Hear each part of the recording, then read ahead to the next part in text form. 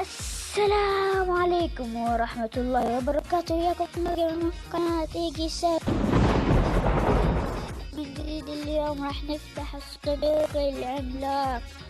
أخيرا يعني شكت ولا يجيني حتى يطلع لي علق، بس بدي حتى أفتح وياكم. الحين طلع لي صندوق من ناحيتين فتحة. طبعا أول شي راح نجيب الصندوق الجانبي. بسم الله. حلو، واحد من ليش عملاق ملكي بطاقة جدا قوية. 66 ذهب من جوهرة. صار عندنا 50 جوهرة أخيرا من الهياكل العظمية. والحين طلعنا فارس. كي ننتقل للصندوق العملاق، واللي هو تقريبا يعني أفشل صندوق. بس يلا شو نسوي؟ بسم الله.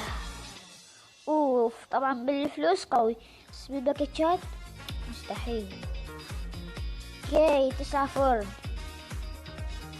14 عملاق. اكيد راح يطلع لي شي عادي. اشوف، كنت متأكد. اوه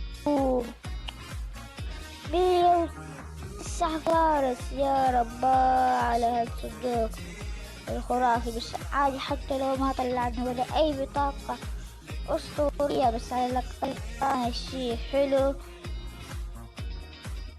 فبس اذا عجبكم المقطع لا تنسوا اللايك والسبسكرايب واشتركوا في قناة بس غاية ماستر، لانه بيسوي تحديات على كلاش رويال.